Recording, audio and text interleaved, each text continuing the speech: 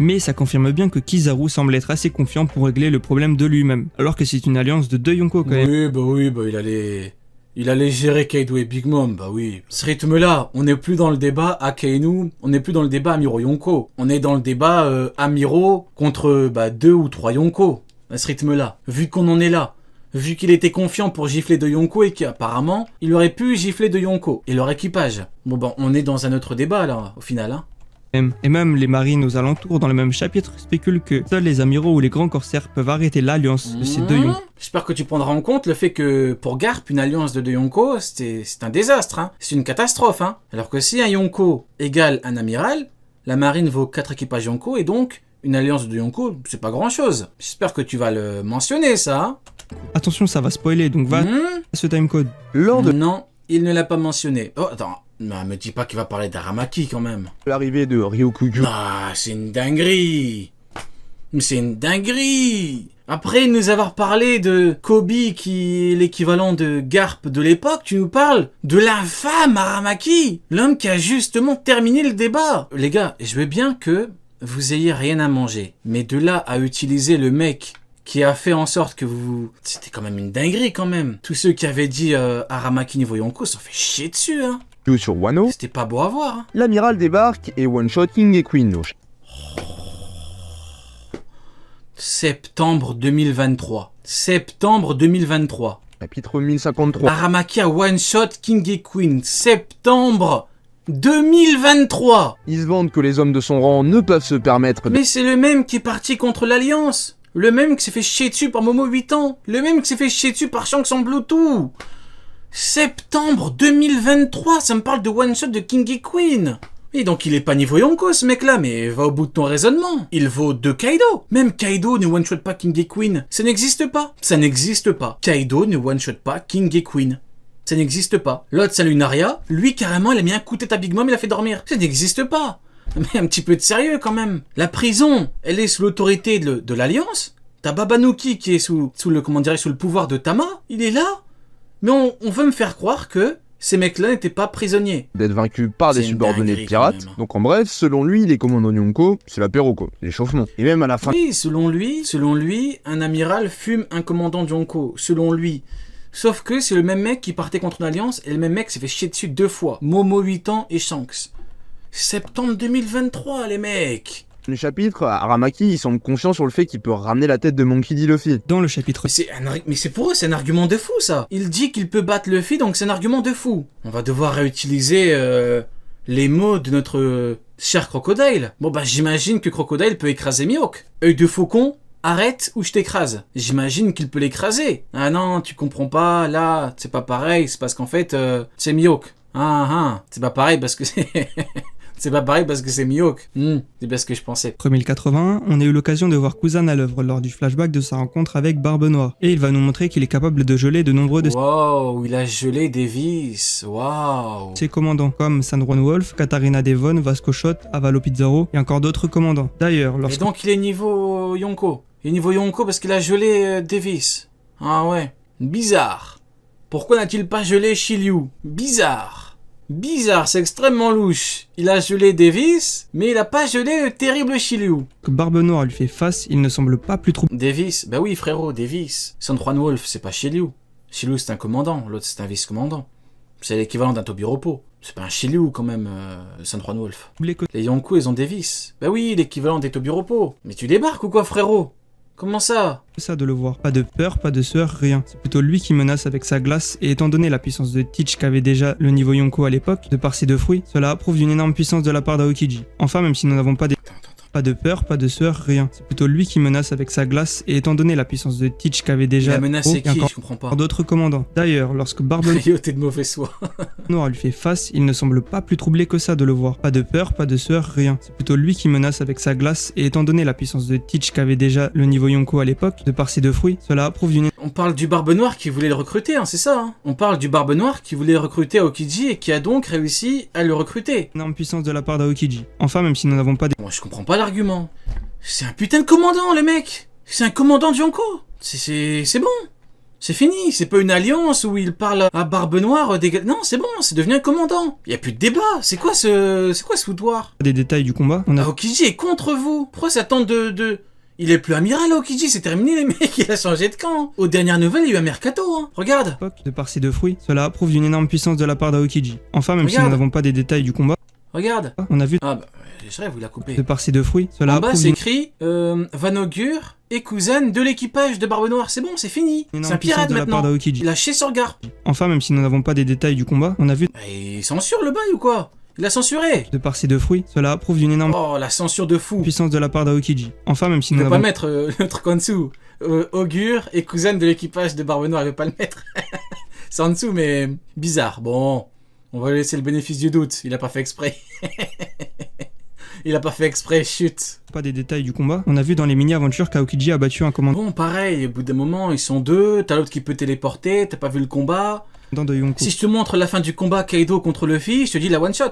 Ah oui, il a one shot, c'est bon, c'est fini. Voilà, Luffy en fait il vaut 3 Kaido, il a one shot. Non, par pitié, bon argument ou ne parlez pas. Cracker, un des généraux sucrés aux côtés de Katakuri. Bon, comme on l'a vu, il y a que Ah, c'est une dinguerie l'enchaînement des arguments de fou furieux. Non, c'est pas sérieux. Ah, je suis déçu là. très peu d'affrontements entre les deux instances. Et malheureusement, Je suis les déçu. arguments, ils se basent beaucoup, même énormément, sur des discours tenus par des personnages ou encore des titres. Voilà, Ou même des rumeurs. Et malheureusement, on en a que très peu sous la main. Après, voilà exactement. Le problème du camp marine, du camp Tenrobito, bien évidemment, parce que le camp marine c'est de fait un camp Tenrobito, ne l'oublions pas. Donc le camp Tenrobito, c'est qu'il ne se base que sur des on-dit, des mots, des gens qui parlent. Mais quand tu prends Shanks qui lui chie dessus en Bluetooth, non, on prend pas en compte. C'est fou, hein. pour évoquer tout ce qui pourrait nous faire croire que les amiraux sont supérieurs aux Yonko, voyons l'autre côté de Grand Line, parce qu'il y a aussi pas mal de choses à dire. Ah, enfin. Introduits par Garp au chapitre 432, ce sont les groupes les plus puissants et influents parmi les pirates. Ces pirates ont des territoires pour la plupart situés dans le Nouveau Monde. Étant tous indépendants entre Yonko, alors faisons une analyse de ce qui nous prouve que les Yonko sont supérieurs aux amiraux. Déjà, par Ça, je comprends pas. C'est le même mec qui nous... C'est le mec qui nous donnait des... Ah, ok, donc le mec qui donnait les arguments pro-amiral, genre il est pas pro-amiral. Il donnait juste les éléments. Ah merde, on lui a chié dessus pour rien, le pauvre. On lui a chié dessus pour rien. Ah frérot, fallait t'expliquer, hein. C'est bon, c'est toi aussi, hein. parlons de Au bout d'un moment, tu t'es fait chier dessus, c'est normal, hein. T'es là, tu nous dis... Akainu égale Barbe Blanche, je sais pas quoi, bon arrête tes conneries toi aussi. fallait être clair dès le début, hein, c'est bon, c'est pas nous, hein. ce qui est évoqué de base par Garp lors de leur évocation. Garp nous dit mot pour mot que le rôle du quartier général de la marine est, avec les grands corsaires, de contenir les 4 empereurs. Donc je répète pour que tout le monde comprenne, le rôle du quartier général est de tenir tête aux 4 empereurs avec les grands corsaires. Ça nous explique que, en gros, la marine à elle seule, elle est pas capable de contenir les empereurs et qu'ils ont besoin d'une aide extérieure, pour le cas présent, les grands corsaires et aujourd'hui le SSG. En gros, parmi les 3 forces évoquées par Garp, une est supérieure aux 2 autres, et sachant que chaque Yonko est indépendant des autres, ça prouve bien que la marine est plus faible. Voilà, merci beaucoup. Les Yonko sont avant tout indépendants. Ce sont des forces à part. Là où la marine est une force alliée avec les Shichibukai. Quand Barbe Blanche vient, c'est un équipage Yonko contre Marine et Shichibukai. Sans équipage, donc capitaine Shichibukai. Voilà, merci beaucoup. Bon, déjà, ça c'est la base. Mais reprenons du début. Regardez la réaction du Gorosei Voilà, regardez. au scan 433. Le mec apprend juste que Shanks et Barbe Blanche sont entrés en contact, et il suit Oui. comme un fou. Rien qu'en un peu. On a besoin de parler. Une image vaut 1000 mots. Regardez comment il se chie dessus. C'est une dinguerie quand même, quoi. Ils sont entrés en contact. Calme-toi, ça va bien se passer. Dans la fou, et celle de la marine au 434, ils sont en alerte maximum. C'est chaud quand même. Selon vous, est-ce qu'ils ont l'air d'être capables de gérer un des 2 Yonko en action? Bien non. Puis revenons dans le passé. Il y a 30 ans, Garp il arrive face à Don Shinjao. Oh. Et il le dit lui-même, Oh. en guise d'entraînement, j'ai pulvérisé 8 montagnes. Ok. Et ainsi en un Mais c'est formidable. Là, on parle One Piece. Vous voyez? Là, on parle One Piece. Voilà. coup de poing, bah, Voilà. Vous voyez, d'un côté, il y a les on-dit, il y a les mots, il y a les conneries, et là, il y a les faits. Là, ce ne sont que les faits. Regardez. Hop là. Voilà. Et là, vous me direz, oui, mais là, t'as mis l'excuse. Ok. Tu veux une sortir 1000 excuses? Ok. Ok. Comment on fait pour Pizarro? Comment on fait pour Avalo Pizarro? Il a pas battu non plus. C'est quoi l'excuse? Là encore, hein? Non, les mecs. Bah, il détruit le crâne de Don Shinjao. Mais qu'est-ce que ça nous dit, le fait qu'il s'entraîne? C'est que Garp, qui est censé être à ce moment-là à son prime, puisque God Valley c'était que quelques dizaines d'années par rapport à ce moment, a dû s'entraîner pour briser le crâne de Don Shinjao. Oui. Alors oui, je pense qu'il avait déjà la capacité de le battre, mais qu'il a quand même dû s'entraîner pour briser son crâne. Donc pourquoi il a dû s'entraîner? Il est pas censé être à son prime. Il y a un petit problème de puissance là. Si Garp il était aussi fort que certains le croient, genre ayant une puissance égale à Roger, il aurait pas eu besoin de détruire Voilà. des montagnes, comme il le dit, pour battre Don Shinjao. C'est quand même très peu valorisant pour sa puissance de l'époque, sachant que Don Shinjao, hein, c'est un mec qui se fait battre par Luffy post-ellipse, sans guerre fort, donc même pas plus puissant qu'un cracker, quoi. Ensuite, il y a 27 ans... C'est ce que vous voulez que je vous dise. Le Prime, il s'entraîne pour battre Don Shinjao. Le vieux, il donne tout pour battre Pizarro, il le bat pas. Bizarre. C'est extrêmement bizarre. C'est quoi l'excuse pour Pizarro? En fait, il voulait pas tout donner. En fait, il a épargné Pizarro. Là, je sais pas quelle excuse tu peux me sortir, mais là, t'en as pas. Là, il a tout donné, un technique final. Hein.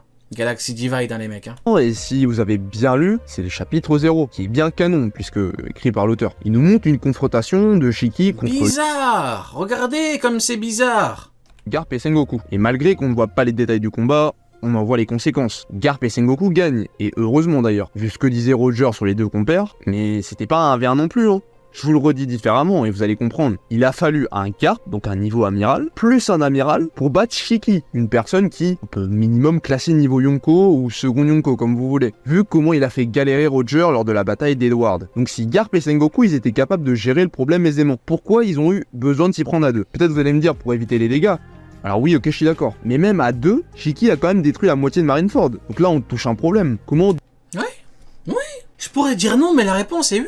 deux personnages de niveau amiral Oui. n'arrivent pas à battre facilement un personnage niveau Yonko comme Bizarre. T'as Goldie Roger et t'as Goldie Roger qui galèrent à battre Shiki. C'est extrêmement louche quand même. Shiki? Tout simplement peut-être parce qu'ils sont pas si forts que leur parole les fait prétendre. Bon, revenons au présent. Voilà. Honnêtement, j'ai rien à dire. Hein. Parce que tout est là. S'il manquait des éléments, bon... Moi, j'ajouterais même, bon, c'est un petit peu externe, mais c'est surtout ce que l'auteur veut raconter. Qu'est-ce que l'auteur raconte en mettant les deux? C'est pas pour rien. C'est le truc pour éviter les dégâts. Bon, bah, il l'aurait dit. Si vraiment c'était à deux pour éviter les dégâts, il l'aurait dit. On se met à deux pour éviter les dégâts. Si l'auteur veut nous montrer que Garp ou que Sengoku égale Shiki, c'est du 1 contre 1. Mais non. C'est comme pour Kid ou Law, t'as même Kid qui voulait battre Big Mom tout seul. T'as Law, il lui a dit arrête tes conneries, gros. Arrête, tu vas perdre. Il faut qu'on soit à deux. Ils ont tout donné, ils ont gagné. Bon bah là c'est pareil, il y a même la moitié du terrain qui est détruit. Tout est là. Il y a plusieurs choses qui nous... De toute façon, il n'y a même plus de débat quand tu vois que Garp, il a perdu en 1 minute sur la ruche, qu'il a pas battu Pizarro, bon. Prouve que la marine n'est pas capable de gérer plus qu'un seul Yonko. Ce qui nous prouve encore que la marine plus les Shichibukai, c'est égal au grand max un Yonko. Parce qu'au chapitre 533, Momonga il est informé qu'il y a Shanks qui a empêché Kaido d'aller à Marineford. Et il dit, je cite, « Deux empereurs qui s'affrontent, on n'avait vraiment pas besoin de ça, surtout à un moment pareil. » En bref, ceci nous montre que la marine galère rien qu'avec un vieux barbe blanche. Tout vieux et pipé. La marine galère contre un vieux barbe... En mode c'est une merde, bon, n'exagérons pas tout, mais... c'est quand même... Oui, c'est tranche de viande, mais c'est quand même barbe blanche, quoi, n'exagérons pas. Shanks ramène sa team et Je veux bien en max, mais... que Kaido aussi, la marine elle sera plus en fait, tout simplement. Mais ça, c'est un comportement de faible. Si imaginons tu vois deux petits gamins en train de se taper devant toi, tu deviens pas anxieux, tu vois, tu restes tranquille. Par contre, si c'est deux gaillards de 2 mètres musclés à côté de toi, là tu commences à être un peu anxieux, tu te dis ah qu'est-ce qui peut m'arriver? Genre prendre une patate. Et là c'est exactement ce qui se passe avec la marine. Ils se font littéralement dessus dès qu'un Yonko se met en mouvement. Et c'est pas fini. Lors de Sabaody au chapitre 501, un marine vient vers Garp et lui dit que Riley est à Sabaody. Et malgré cela qu'il sache l'info, Garp laisse tranquille Riley, ce qui est déjà curieux, mais en plus, il dit clairement que le moment est mal choisi pour affronter deux légendes en même temps, en évoquant Riley et Barbe Blanche. Donc là, il confirme bien que la marine est incapable de gérer... Voilà.